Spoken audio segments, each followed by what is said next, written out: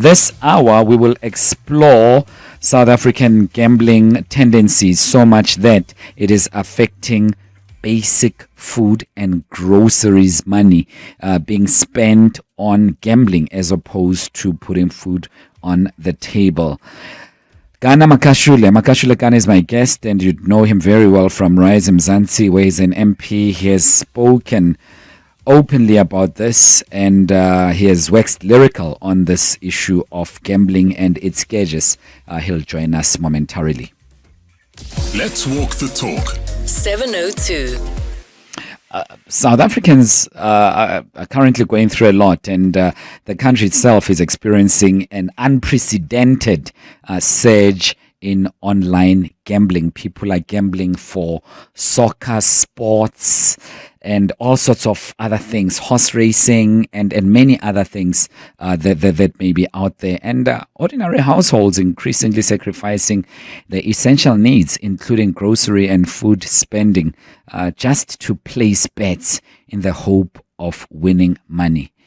To an extent, you can understand why many South Africans, especially those who are battling, opting for this route, because they are thinking, here's an opportunity that would be so scarce for me to make 10,000 rands, 20,000 rands, 100,000 rands, and even over R1,000,000 in just putting this 10 rand down on this bet. And my life could possibly change for the better if I do that. But gambling activities do not always deliver on their promises. At times, they take so much more and give so very little. It was said that the amount that was spent on betting exceeded or was just round about 1.5 trillion rands. 1.5 trillion rands between 2024 and 2025. And it was further, and it needs more investigation, that the returns on those who had placed their bets was just around the figure of 200 million rands. Is betting, eating, and knowing at the core of South Africans? You'd remember there was a suggestion of everyday lotto back in the day, and South African Council of Churches vehemently opposed that. Are you one of those people who are betting? And there's no judgment here, by the way. I'm not moralizing and judging you for taking decisions that you need to take for your family to survive. That's not my role. I'm here to facilitate a discussion, and I'd love to hear from you if perhaps you have somehow taken that decision, or you were in that life of betting every single day, going to those outlets, spending 4 or 5 hours there and putting the money there. Sometimes you walk away with something, sometimes you walk away with none. On your phone, there's an app, and you bet on soccer outcomes, results, goals, this, that, and the other. Is it working for you? Is it not working? And what do you make of so much money being spent on betting? Is it stimulating and growing the South African economy, or is it detrimental in a long term to the core of a nation? Makashule Gana joins me, Rise Mzansi, Member of Parliament. Makashule Gana, always a pleasure talking to you. Good morning and welcome. Good morning, Thabo, and good morning to the 702 listeners. You've raised this issue many a times. I don't know what you make of these figures, and perhaps you would have far better figures than we do, because in Parliament you are extremely vocal on the matter. Are we headed for a downward spiral? We are on the way down, insofar as the gambling addiction is concerned. The numbers, and we have been dissecting the numbers from August, when Stats SA revealed their findings insofar as how the personal spending for personal services has now moved towards gambling. One, but also the National Gambling Board statistics that reveals that 1.5 trillion rands was wagered in one financial year, and the gambling companies were the ones that declared was sitting at around 75 billion rand in gross gambling revenue. So these numbers are not like now we do know of them. What is of interest, and it was something that even the Pick and Pay CEO raised last year, but also confirmed by this report by trade intelligence that what is happening in terms of household spending, there's a displacement effect to say that money that is supposed to go for groceries, money that's supposed to go for necessities, it's now being placed to gamble with a hope. Remember, now it's no longer a leisure activity. Back in the days, gambling was a leisure activity that you go on a weekend away to Sun City or whatever casino it is, and then you are then playing as part of entertainment, but it has ceased to be a form of entertainment. Now people are gambling, trying to escape the high living cost, also trying to escape poverty. But unfortunately, Thabo, whilst there might be few that win, majority of the people that gamble lose their money, and that's the sad reality. Sure. Makashule, Gana, there would be those, I suppose, who are pro free market policies, and they would then argue that no one is holding a gun on the gamblers and people must just be responsible themselves. However, you are arguing that there ought to be legislative and regulatory intervention. Practically, what are you suggesting, and what should that legislation be looking at, and how can it be implemented? So there are certain freedoms when they are over exercised, they become a burden to society in the form of let's say the health system, because once someone is addicted to gambling, Makashule, Gana, I've lost you for a second, and can you hear me now? Now I can. Yeah, if you can just go back 2 seconds to what you were saying. Yeah, no, I was saying there are certain freedoms, like people who argue for this to say, no, people are free to do as they wish. So when people overconsume alcohol and they get sick, who must treat them? It must be the state that treats them, because the state cannot turn someone at the hospital and say, you got sick out of alcohol, you got sick out of tobacco, therefore we are not going to treat you. The Constitutional Court will say you have a duty as the government to treat that person. So in the same way, when gambling addiction starts affecting even the levels of productivity, it starts affecting communities and families, then it is the duty of the state to then come in to say no, because once you are addicted, you will burden the health system. We must come in to regulate how this industry then operates. Because if we then now say no, everyone, it's freedom. You are free to drink, you are free to smoke. It's your choice to gamble. It's your choice to have unprotected sex. And if whatever happens there, we are going to turn you back. We'll then come back to say no. But the state and the government is not looking after its own people. That's why there is a need for regulation, so that these activities do not lead to overburdening the state capacity to provide healthcare and safety to its residents. So how should it look like? Regulations. So the first one, which I'm very much glad that finally Treasury is on board insofar as reviewing the tax regime, so that the operators, because they are causing a damage in society, they should be able to pay for that damage. In the same way that tobacco companies, alcohol companies, because they are causing a harm in society, they cannot be taxed like it's a normal good. It's a harmful good. Tobacco, alcohol, gambling are harmful goods. Therefore, the tax regime needs to be relooked at, and that's why we support the need for a national online gambling tax. The second one, in terms of regulation, that this one does not need a change in legislation. It's in terms of the exposure, the time that the South Africans are exposed to gambling advertising and so forth.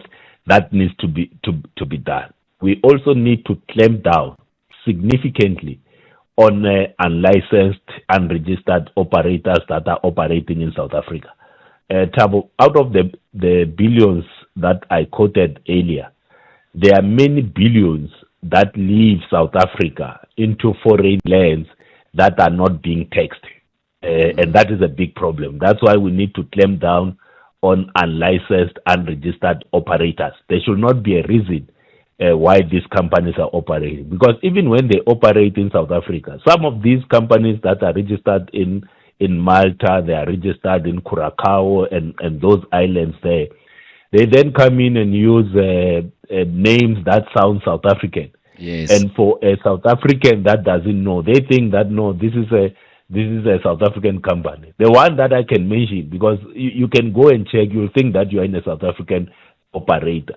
It's one that's called Springbok Casinos. That thing is not registered or licensed in South Africa.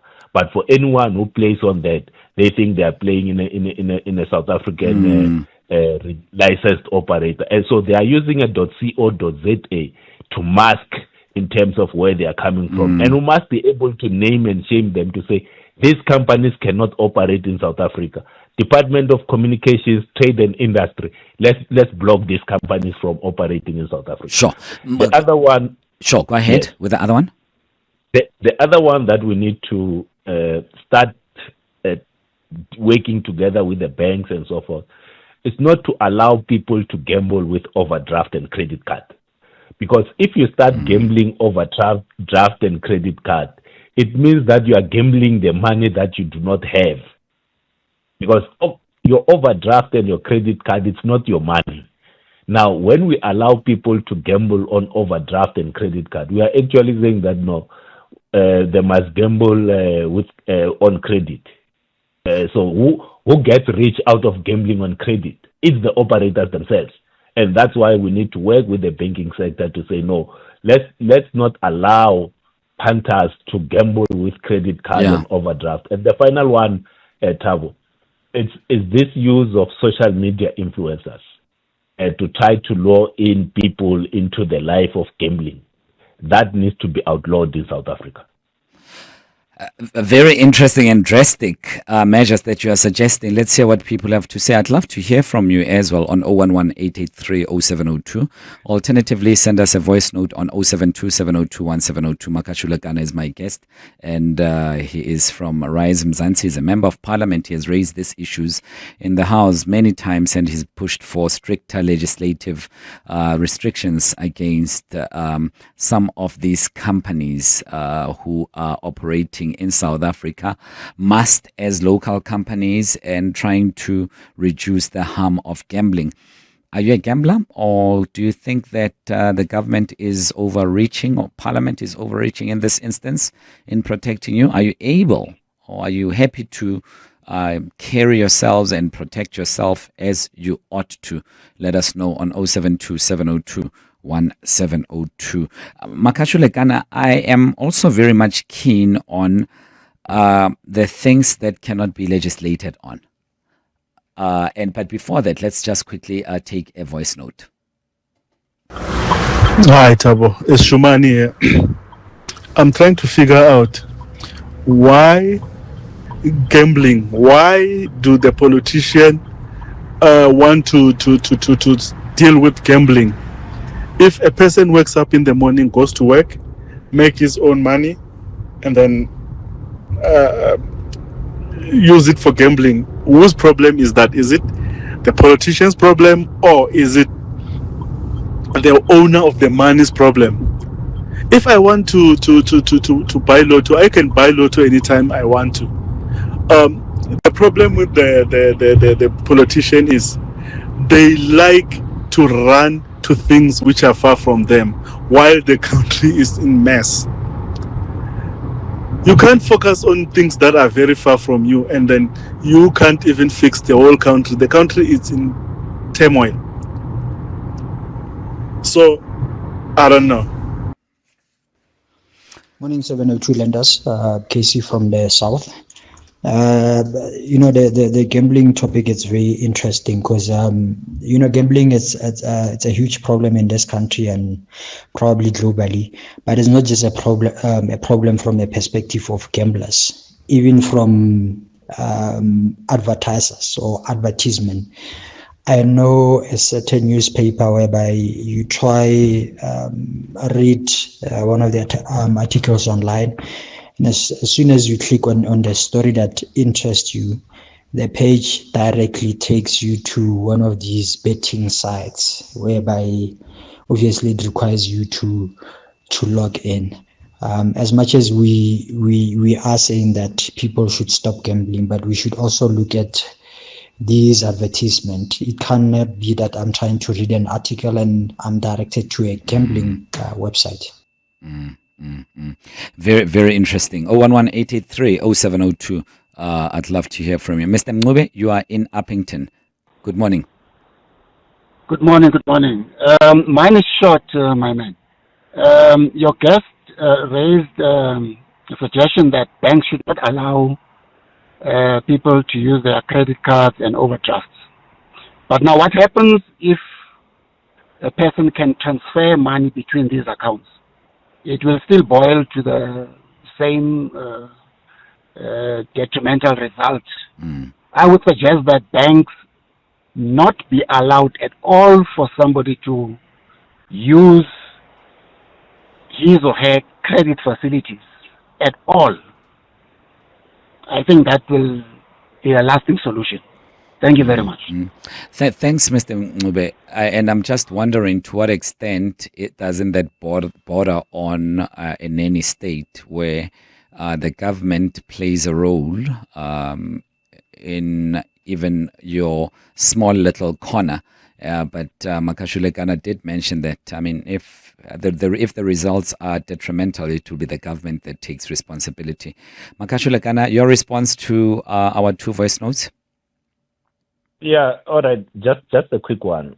See, when people start gambling the money that they don't have and they fall into a life of poverty as a result of losing the money, then there's a duty on government to take care of the people. When people are gambling their social grants, which are supposed to help them, to live, people are gambling their SRD grant. People are gambling their NSFAS. Students are gambling their NSFAS. Then they will then come back to the state and say, no, but there's poverty in this area. There needs to be food parcels and all that. That's why you cannot just say it's someone who just takes their money and then in the same way someone will say, but don't tell me how much to drink, don't tell me how much to smoke, don't tell me why I should not have unprotected sex, because if I get sick, it's my life. When you get sick, the duty of care falls on the state. That's something that I think people are missing. Just on the point that the caller is to say that, and I think I forgot to mention this stuff. The operators must properly know who their punters are, who the gamblers are. And if I know, for instance, that Makashule Gana, you earn 5,000 rand, you have just played 5,000 rand and you have lost. Then the system, and it can be done this technologically. It's not a complex thing. They can soft lock you out of all the gambling sites. Say that you have lost your entire salary now, so you cannot gamble for a period. Yes, that's Yeah. you know, What if you want to win your money back? With what money? Because you have gambled your salary away. You earn 5,000 rand. You have played You have played 5,000 rand. So which money are you now? Which means now you are using undeclared. Are you not too late at that point of that cap of 5,000 rands if you are earning 5,000 rands? Shouldn't the cap be at least 1,500 rands so that there's at least something left for the kids? I'm giving that as an Sure. No, I hear you. I hear you. I'm Yes, extending yes, the metaphor. Sure. So we can take it a bit lower, but we should be able to use a soft lock mechanism, wherein we say, all right, today you have gambled X amount. This is enough for the day. We are soft locking you. You can't gamble. Go sleep. Maybe when you wake up, you'll be thinking straight. And this mechanism could very well work because like I've got someone, Thabo, and someone that lost over 300,000 in a night. Sure. Because they were using their credit card and overdraft. We have and there's no mechanism to soft lock people out of. We have about a minute and a half left, Makashule Gana. To what extent are these companies complicit in luring people and making sure that you are hooked onto the system, or does it also rely heavily, or is it dependent also on the behavioral acumen of the gambler? So let me say this. A lot of these gambling games, especially the ones that you see now, they are designed to be addictive. Okay. They are designed to be addictive so that you lose money. Gambling companies are not here to make South Africans win money and get rich. They are not here to make South Africans win money and get rich. They are here to extract and maximize their profit. So the games that they then get developed is to maximize that profit, not to ensure that because today you don't have money for bread, go and play and then you'll win money and then you'll go make bread. So it's the games themselves are designed with an idea to make you addictive, in the same way that tobacco is produced to get you addicted to smoking. That's what these games are for. That's why there's the need to then moderate in terms of how much goes out in the market, so that you limit the level of addiction. Because once people are addicted, then it gets to a problem. Others end up committing suicide. Others end up selling their homes, and they become violent towards their families.